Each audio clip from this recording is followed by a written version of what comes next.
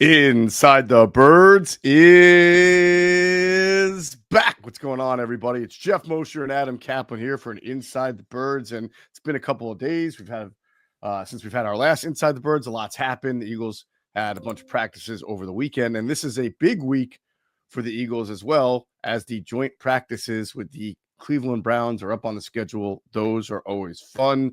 Adam, you were at the Sunday night open practice, and I don't know what it is about these open practices at night, but it's like sometimes bad things happen, right? And unfortunately, Landon Dickerson had to get carted off the field, and it did not look good. It looked like he had trouble putting weight on it. You were there, so you saw the play. Let's start. Yeah, you probably saw the play up close and personal. What happened? So it was pass protection, was late in practice. The ones went back on the field, and he got pushed back, and his right leg went down, right leg injury. We have I don't speculate. I just don't. I don't know if it's ankle, knee. Couldn't tell you. There's no way to tell. So testing today, obviously. Brett Toth replaced him. And, it's interesting. We've really not talked about what if Dickerson, we always talk about what's the plan if. Right. We really haven't talked about Dickerson, who's unfortunately in his football playing career has had several knee injuries, ACLs, both ankle. But he had surgery earlier this year for a knee issue. So, and he was on the injury report briefly with the knee injury. He was not for this practice on Sunday night. In front of anywhere between, my estimate would be 40 to 45,000. It was a really good crowd. Weather was high 80s, by the way, very warm, beautiful. But he unfortunately got hurt. We'll see what the testing shows, and we'll give you the in-house replacements. The guys on the street, we've got a list together of the way the league sees these guys. Did some checking, and that's that. Yeah, I mean, listen, the Eagles knew when they drafted him, he had a laundry list of injuries. He had 2 knee injuries, including an ACL, and he had 2 ankle injuries, including a tightrope procedure, and that's all before he became an Eagle. And as you just mentioned, he had a right or left knee procedure right after the Super Bowl. We all saw him get hurt in the NFC Championship game, then give everything he had in the Super Bowl. So I guess the bad news is that, he's had a lot of injuries, so the wear and tear is there. The good news is he always seems to come back. He plays at a high level. He's made the last 3 Pro Bowls. So, like you said, we won't speculate. We won't know. But he's been through this before. So I don't know if that's a good thing or not, but it feels like, mentally for him, if he has to miss some time, he can do it and he can come back. And he's at least shown he can play at a high level when he comes back from these injuries. Who was the guy we were saying, though? There's someone else that had a bunch of injuries. And Nakobe Dean. We say at some point, you wonder what kind of caliber player you're going to get when he returns because of all of the wear and tear. So far, that has not been an issue for Landon so far. Yeah, Dickerson, right ACL in 2016, left ACL in 2020. Yep. You mentioned the ankle injuries. Yeah, he's just been through a lot, and he comes back. But we'll see. The list is not great. In-house, it's not good at all. It's a matter of what's out there on the street. There's actually better options on the street than there are in-house, to be honest with you. Who's on the street? Let's go through some on the street, and then we'll go into the in-house to close that part of it. Normally, I would go in-house first, but that was an interesting comment you made. Yeah, because all right, so 4 guards signed over the last week. I was looking into it. I was like, all right, let me see get my file out, see who's signed. I'm like, wow, God, what's going on here? Why are all these guards signing? So the best by far, but there's a caveat. Brandon Sheriff, terrific player at one point in his career at 33 years old, near the end. He's been a right guard. So that's the issue there. I'm sure he can play it, but you're asking him to do something he probably hasn't done. I know he was a guard. He was a right guard only at Jacksonville. Right guard a lot with Washington. I don't know that he's played left guard. So we'll see if they go that direction. Shaq Mason, who was drafted by the Patriots, the Texans cut him. He's mostly a right guard. Dalton Reisner has played a lot of left guard. Isaiah Wynn, who was drafted by the Patriots. Boy, that was a bad miss by Belichick. As a left tackle, he was too short arms. I don't know what he was thinking there with that one. Never really worked out. He moved to guard. He can play left guard, by the way. So the question would be, if it's a long-term or season-ending injury to Dickerson, would they go to the street would they make a trade for a guy, kind of like they did with Jacorian Bennett, who we'll get to later in the show. Yeah. So we'll see. Now, in-house options, not very good. Mm-hmm. Well, depends. But yeah, you're right. I mean, compared to a guy like Brandon Sharf, sure, or even Shaq Mason, they've had some nice careers. So they have a couple of different options here. The weird thing is they keep going with Brett Toth as like, the first guy off the bench, even though he's never made the team, and they've got some draft picks and some veterans. The second team guards have been Toth at left guard and Darian Kennard at right guard. One thing they could do, you still have to find somebody, but you could play Tyler Steen at left guard because he has played there before, and then find a right guard, or you keep Tyler Steen at right guard and then play somebody at left guard. Unless there's something we're not seeing, I can't imagine it being Toth. We know he struggled at center. He is getting the reps at guard on the second team. That tells you something a little bit. But to me, you're looking at Matt Pryor first off the bench as a guy who can play guard, or Kennard. Pryor's got way more experience, but I think most of his guard experience is on the right side, Adam. So that's why I wonder if maybe they would play him at right guard and then move Steen to left guard. All right, here we go. So Brett Toth has started one game in his career. It was at right tackle. Okay. Against the Baltimore Ravens, right? Remember that game where I said 2020, if Brett Toth is your starting tackle, you're in trouble, and they sure were. Never forget when you said that, and wouldn't know what he started. So Matt Pryor started 39 games in his career, 25 at right guard, 8 at right tackle, 6 at left tackle. He's never started a game at left guard. Trevor Keegan is a left guard. You certainly don't want him starting a bunch of games. Kenyon Green, who was a bust, unfortunately, for the Texans as a guard, and he's hurt right now, dealing with a shoulder injury, and it had not been a great camp for him. So it's not good. No. But we'll see. It comes down to the severity of the injury for Dickerson with the right leg here. If it's long-term, you would think most likely it'll be signing somebody or trading for somebody. Well, as the week progresses, depending on what comes out on this, if it's a long-term injury, we'll put a list together of potential guys who could be traded, who basically what the Eagles would target then, like they did with Bennett. It's perfect targeting. A guy who is not going to start, who they liked for the draft, who's got a lot of upside, and just is buried on the depth chart or is not given a fair chance, but they like. So, and wouldn't you know it, Bennett in his second practice got some work with the ones, but we'll get to that later. Yeah. And I guess one guy to sort of keep an eye on, only because he's working at second team. He's the rookie Drew Kendall. He's been the second team center. He seems to be doing a good job. I thought he played well in the preseason. If he's playing well enough, they may consider him at left guard and to be that left guard / backup center. But we're a little far from there. I think it'll be interesting to see this week in practice if Brett Toth continues to be a second team guard, or if they do make some movements there as they maybe prepare, if they have to, for Dickerson being out. So that's all stuff we will find out in the coming days. But you mentioned the traffic getting out of there was rough, right? They had that concert going on with so who was it? Zach Brown concert or something? I forget who it was. Chris Brown. Chris Brown. Oh, okay. And the problem was at Citizens Bank Park. The problem was that they didn't really have anyone directing traffic that was noticeable, and it was a parking lot in the street. It was awful. That's rough. Getting out. I mean, I booked out as soon as practice was over. I got out of there, and it took me. Usually when I would go to a game, I would wait an hour and a half after the game. Or if it was a blowout, I'd leave late in the fourth quarter so I can get home in enough time. But, man, it was brutal. For anyone who went, you already know this. So, yeah. But it is what it is. It was a very interesting practice. A lot went on. It was just over 2 hours. And there was a lot. Fangio was super aggressive. This is the most aggressive I have to tell you once we set this thing up. Most aggressive I've seen him in a practice. I don't know if he thinks he doesn't have good enough pass rush or what. I don't know whether he wanted to see certain things, but man, they were aggressive.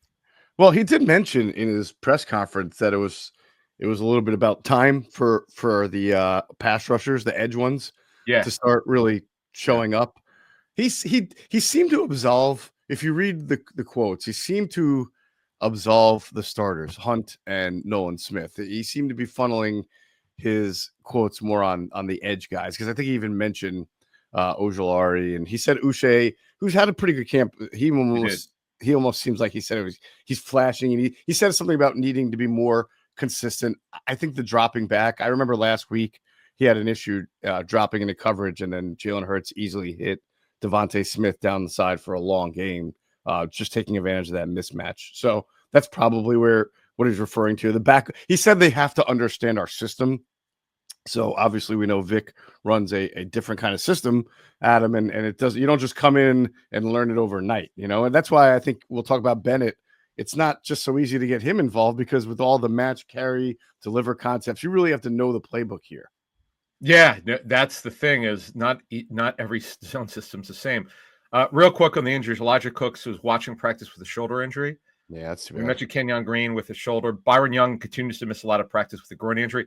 AJ Brown, now he came out, which was good, with a hamstring injury. He did individual drills, and then that was it for him. And then they did so much teamwork that him and Bond did some individual position drills only with as AJ Brown did. Bond with a back, but it was just good that they were on the field. That's a good thing. There you go. All right, so let's get to some of the practice observations, and it is a good thing that Brown and Bond are back. I mean, I wasn't really worried about them anyway. I felt like those are the guys that they're not going to get pushed real hard in camp, but it was always good to see him start to do a few things. What stood out offensively from the practice? All right, here's my notes. So the defense more often than not dominated. It was, they keep on the scoreboard. It was 12-10 defense. Mm-hmm. It's all situational. The whole practice is situational. They don't go full field generally. They go half. Right. They do it kind of like in quarters, but they started like the 25 and then they work their way down and they keep switching off first team, second team, and so forth. Third team a little bit. The highlight on offense, they did have a great corner route, a great timing route from Hurts to Smith over DeJean, I believe it was.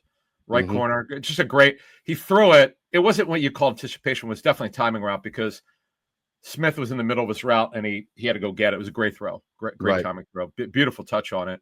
But to be honest with you, the defense made it really hard. That Quinyon Mitchell is just glue. He's having it's the summer of Quinyon. He's been phenomenal.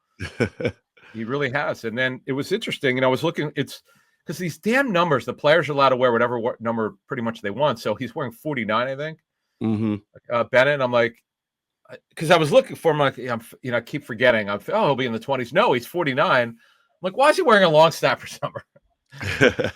By the way, the backup long snapper, 37 on offense. The kid, he's an undrafted free agent. He's 250 pounds. He's 6'2 plus. He's a big dude. Yeah, Christian Johnstone. Yeah, Johnstone. Yeah, but getting back to the defense, they just dominated. Now there were some good, interesting things. So Darius Cooper, what they do with him at receivers, they reduce him.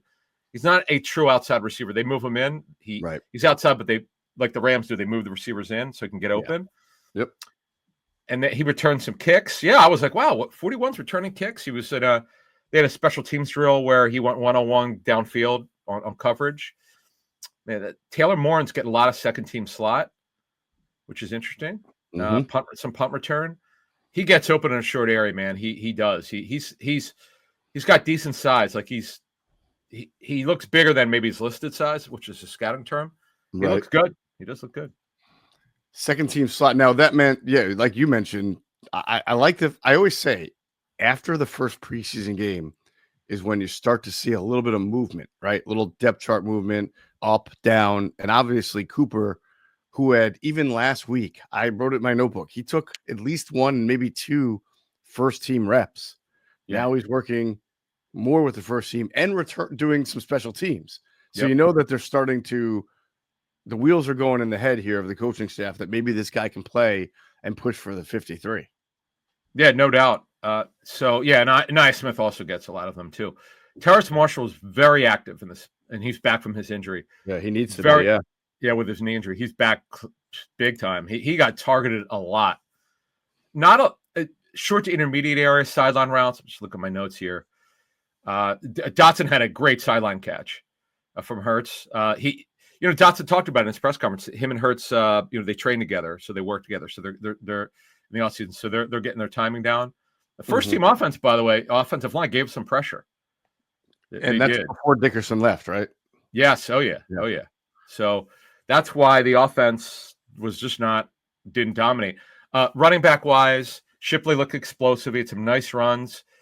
You see the difference between Dillon and Shipley. It's just the speed, explosiveness. Mm-hmm. And then Dillon looked fine. I mean, he's an inside power runner, and he also had a couple nice checkdowns from Hurts or whoever or McKee. McKee got a lot of run as a second team quarterback. Barkley had a couple misses in pass pro. What happened was, it's not that he did it. He identified, like the one that Trotter got him on. Mm-hmm. Trotter took a one step to the left, beat him to the right. He whiffed. That's what happened. So was that in a team? That was in teams 11 on 11. Yeah. Oh yeah. It was 11-11. So Harrison Bryant, Calcaterra is clearly the two, but Harrison Bryant is the guy now behind Calcaterra if they keep 3 tight ends. That's the way I would look at it right now. That's true. I mean, so at least he did there. He got a lot of work. In the game, he ran with the 2. Harrison Bryant ran with the 2s, I think more so than Kylan Granson. But Kylan caught more passes. And when Harrison was in, they ran a lot of split zone. That's when you have 2 tight ends and they line up on each side in a little bit offset. And then one goes across and provides the lead block for the running back. So I noticed Harrison Bryant in that role, in that split zone role, quite a bit. And that's a big staple of their run offense. So that told me that even though it seems like he's had an invisible camp, maybe the coaches are happy with how he's been run blocking. And they're not worried as much about whether he's going to stretch the field because they got enough guys for that. Yeah, and Bryant blocks better than Calcaterra. Calcaterra is just a better athlete. I mean, he's been in the offense much longer. Mm-hmm. Also, when they played 13 personnel, he was.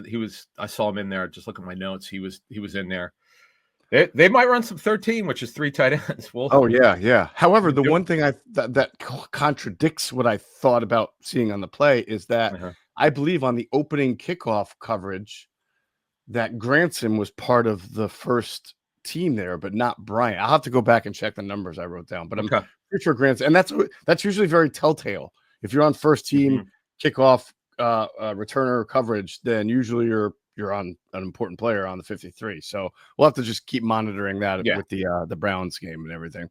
One more on offense. DTR. Real quick, I want to ask you, because you said Vic was bringing it, right? A couple of blitzes. Okay, so seemed to be more than a couple, but go ahead. Yeah, if you said the offensive line gave up some pressure, but was it also like when I think of Vic bringing it 5, 6, 7 guys, that sometimes is on more the running back or the quarterback to release quickly, or the tight end that kept in to block. Did you notice where the pressure was coming from, or was it consistently all over? Just seemed to be all over. All over. And Hurts checked it down, which was good. So did McKee did a little bit. Mm-hmm. So we'll see. I mean, it was only one practice, and I don't read a lot into it on the offensive line. They have an elite offensive line with Dickerson, so we'll see what happens. Yeah. So you noted that I feel like DTR has had some pretty good practices recently. Well, he's got better arm. We knew that going in anyway. Yeah. DTR seems to be getting more of the 13 reps in McCord. Where you thought it was a lock, because what they would have loved to have done, and it still could happen, but it's going to need to be sped up and it's going to be better, is one of these guys would develop enough where they go, wow, this guy, we can't waive this guy. We don't want him to get claimed off waivers, where we want to keep him because he's looking good. Mm-hmm. Then maybe trade McKee in March, but right now that's just not happening. I mean, they got to develop these guys. Look, there's enough. There's 3 weeks left. Then you got the fall, and you never know what happens. But it's got to be better. Well, if they want DTR, they may have to consider keeping 4 quarterbacks then, because like you said, you don't want to risk losing McCord to waivers because he's a quarterback. I don't know, that's a rough one. We'll see. So, I wouldn't read. I wouldn't make any decisions yet. I'm just telling you where it's at. It's got to be better. 100%. All right, we'll get to the defensive side in a second. First, we're going to hear a word from our great friends at Sky Motor Cars. Sky Motor Cars in Westchester is a different sort of dealership. All it takes is one look at their Highline pre-owned vehicles that people all over the country want and need. Owner Brett Schulter, make sure you don't spend a dime of your money before you purchase the car. Sky Motor Cars allows you to make all the decisions regarding your next vehicle. At Sky Motor Cars, you never have to spend more than necessary. Visit SkyMotorCars.com today or call 610-918-7225. And if you hop into Sky Motor Cars out there in Westchester, PA, make sure you tell them Adam and Geoff sent you. You will get a great deal. You'll get a great car shopping experience. That's whether you're buying, selling, trading in, or just browsing, or you just want to go and get some nice customer service, because that's what our friends at Sky Motor Cars all about. Best customer service in the automobile industry. Don't just take my word for it. Go in, find out about yourself. If you can't, that's why there's SkyMotorCars.com. That's right. All right, defense. So obviously, I feel like this happened last year too. By the way, maybe I know Vic was. I thought even a couple of years ago when Vic was not coordinator, it was like Gannon. There's something about these night practices where they like to put on a show, because I felt like last year they were pretty aggressive defensively in the night practice or the open practice, whatever you want to call it. Yeah, I mean they definitely brought the pressure. So Ojomo just makes it tough on that. He's really good. Wow, his first step quickness. He seems to win almost. It's called QR, which means quality rush. That's a coaching term. His quality rush rate. I wonder if they keep it. If they do, it's got to be like elite. Like, he's just. And Gabe Hall shows up now. Gabe Hall I saw holding his arm. Look at my notes here. He was holding his arm or shoulder after one play. We'll see if he's on the injury report going forward. Byron Young again did not practice. They're very light on depth right now. With Byron Young not working, they got the kid Sykes who's with Seattle. You know, he was with Seattle the last 2 years. Well, he was cut 2 years ago and had a bunch of tryouts, but it had not been signed by anyone. So the Eagles signed him, started training camp. So they're a little bit light there. That's something to watch going forward. Yeah, because Booker got traded, right? And then of course BY was still hurt. That's why in the game, in the preseason game, the 5-man front, the nose tackle was Joe. What's Joe? Evans. Evans. Yeah. That was your first string nose tackle, where Jordan Davis used to play, but Jordan wasn't playing because he's one of the starters. So Joe Evans was, and then Sykes got in there pretty early either. Jacob Sykes too. So that just shows you where they at from a depth level, because I don't think these guys are pushing to make the 53. I know Evans is wide. He's not tall, but he's got a lot of weight to him. So yeah. Other notes is that it's very clear that Uche is ahead of Ojulari. That's been the first 3 days of camp. Ojulari was clearly ahead of him just based on the rotation. But ever since then Obo Okonkwo is after those two guys, and Campbell gets a chance to rush. I would not call him an edge rusher because he's lining up mostly as an inside backer. But you see his explosiveness, man. He had a lot of flash plays in this practice. He definitely flashed. He's getting better. Yeah. So Patrick Johnson's had a nice camp though, and it's interesting because Patrick Johnson has come in and ran with the first team reps, and this is a guy who had a really good camp last year, and made the 53. Before they had some injuries, they had to play some roster tango, and then he wound up getting going with the Giants, right? If I'm not mistaken. Yeah, he was climbing off waivers. Yeah. So basically, when NolanSmith was out of practice or limited, that's when Patrick Johnson was getting work with the ones. Like all of a sudden, he leapfrogged. Yeah. Okonkwo and Ojulari and Uche for a couple practices. So. But his deal's to special teams. He really plays on defense, so we'll see what happens. I know, but that's the where it comes down to how many you're keeping in what role, because your top four are pretty cemented with J. Hunt and NolanSmith and Josh Uche and Azeez Ojulari. So if you're looking at number 5, are you keeping the Okonkwo kid because he's a good speed rusher, or are you keeping Patrick Johnson, or are you keeping both and going with 6? Johnson as the edge, and he's been in this defense, right. And then I didn't even mention the kid that they drafted, who's been invisible, but they drafted the kid, Powell Riley.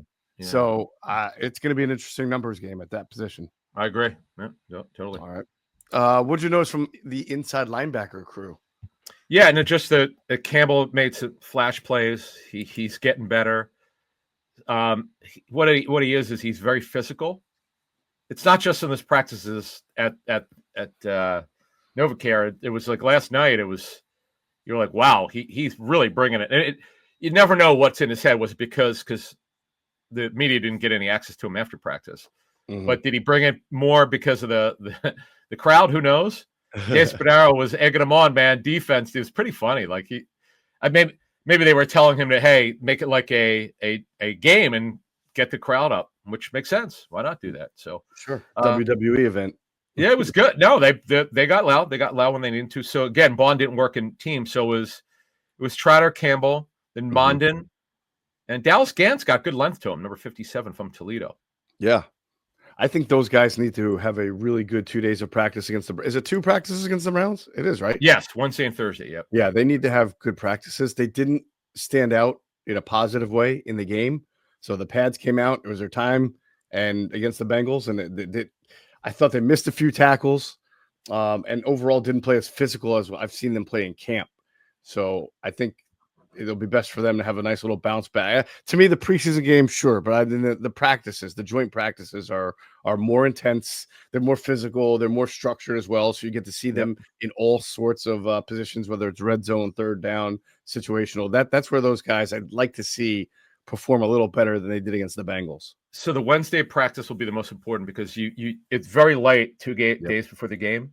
Mm-hmm. The Wednesday one should be normal practice, and that should be physical. No, by the way, I was at the 23 and 24 practices with the Browns. Those were very physical. Those were really, really lively. I could certainly see why Stefanski, a Philadelphia native out of St. Joe's Prep, and Sirianni like working with each other here. Yeah. Those one-on-ones when they'll do between, like, say, Mailata and Myles Garrett will be pretty. Yeah, I saw them.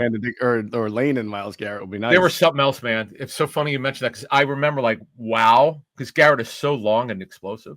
Yeah. Yep. All right, good stuff there. You mentioned earlier Quinyon Mitchell. He's now the model of consistency. It seems he goes out there and makes plays. Yeah, I'm not worried about the lack of interceptions. I'm really not. Just be a great cover corner, which he's rounding into format. That was his big knock from a scouting standpoint is didn't have great hands, would fight the football. Okay. And plus he didn't play man coverage. That was an issue. That's why he did it at the Senior Bowl. But man, the guy's just a phenomenal football player. It was Adoree Jackson was first up at right corner, then Ringo. Then they worked late in practice. Last 5 minutes it seemed or so. They bent it up with the ones. Well, that's fast. I mean, that just shows you he's in this competition. It's in. Oh, it's in. You don't have to guess. It's in. You just said it. That's 100% happening. Not that we knew it was going to happen. Second practice. Right. It was pretty interesting. We'll see. I talked to Greg Cosell about him. By the way, he really likes Bennett's tape. Oh, really? He does. Yeah. Greg and I talked over the weekend. I wanted to know what he thought. Mm-hmm. And he goes, would not surprise him if he won the job. I'm like, what are your thoughts? He goes, because the guy's a good football player.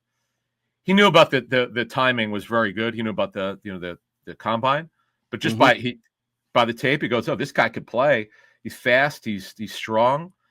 He's another guy who plays bigger than his listed size at 5'10" and a half. Yes. Like he looks much bigger than that physically.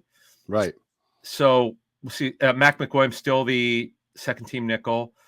Makuba right now he's playing behind Sidney Brown because remember he missed time due to the shoulder issue, so he's working his way back. We got to fit because when you see DeJean as a safety in base, Sidney Brown comes in behind.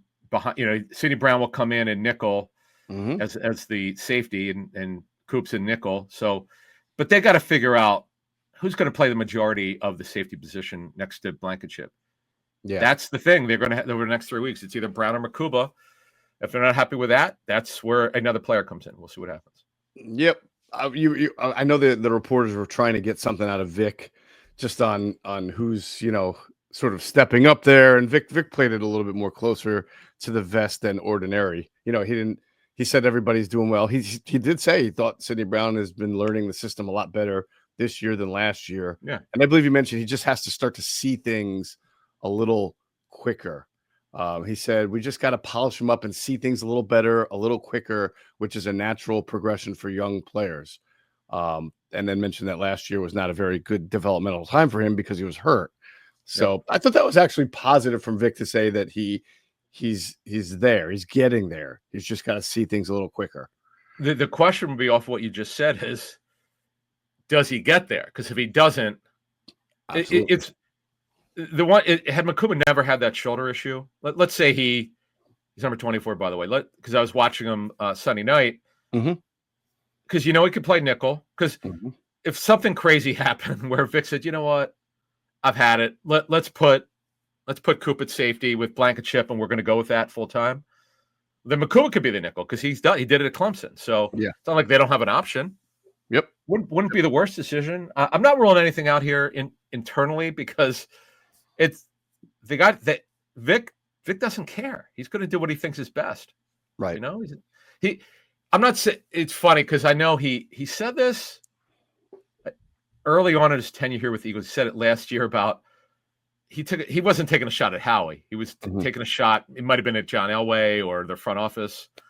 So, you know, I've had disagreements with front offices before because we know here the front office saw Cooper DeJean as a corner. Mm-hmm. Just because you see him as that doesn't mean you have to do that. Right. So this thing is going to be fascinating to see what happens these next 3 weeks. Yeah, definitely. I think this will be an important week also for Makuba, just because he was able to get to practice. The last practice before the game against the Bengals, he practiced in. They said he was limited, but he got out there a decent amount. Obviously, because of just coming off the shoulder, they held him out of the preseason game. Right? He didn't play in the preseason game, I don't think, against the Bengals. I don't think so. Yeah, but they were just making sure he's going to be ready for this week against the Browns. So I would anticipate him being out there, good to go, and then the competition will pick back up between him and Sydney.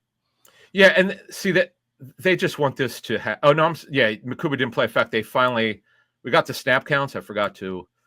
They didn't have them on Friday. They got them up over the weekend. Mm-hmm. So it's funny. Kennard didn't play every snap. He only played 50% of the snaps. Yeah, that was last year thing. He's more he's more seasoned now. He doesn't have to. Plus, the Eagles have a lot more offensive linemen to look at. Johnny Wilson and Cooper led them in snaps. Mm-hmm. Wilson 77% of the snaps. Darius Cooper 65% of the snaps, and Hinton led them on offensive line snaps 81%. Drew Kennel 78, who's coming along here. We'll see. He's coming along. Matt Pryor had 58% of the snaps. Who played the most tight? Who after between No, I'm sorry. Hold on. Reset. Between Granson and Harrison Bryant, who played the most snaps? All right. So, and by the way, Granson intermediate. He had a couple intermediate level catches on Sunday night. Granson led them. It's funny. 31%. Jenkins 30. Bryant 23. But again, it's situationally, what formation did they play in? Right. You know, I wasn't charting. Okay, how many 11 personnel? How many in 10 and in 13 or 12? I didn't mark that. But it's really Harrison Bryant is just a better football player than EJ Jenkins. But Jenkins has elite length, and Jenkins has played a lot more in special teams than Bryant did. Jenkins had 21 snaps on specials. Bryant had 6. Yeah. So I think we talked about this before. They have 7 tight ends on the roster. They could, if they only keep 2, you're almost certain to see 2 on the practice squad. It just becomes who are those guys going to be? Do they take the experience of Bryant, or do they want the guy like Jenkins, who's subject to waivers if they cut him, right? Who they've invested a lot of time into? It's just see. All right, good stuff. We will keep you all posted on the Landon Dickerson injury, and we'll have all the latest updates as the week goes on, and of course we'll have the Cleveland Browns practice well attended and all that. That is going to do it for this episode of Inside the Birds, the leading podcast in Eagles Intel. And as always, we thank you for flying with us inside the birds.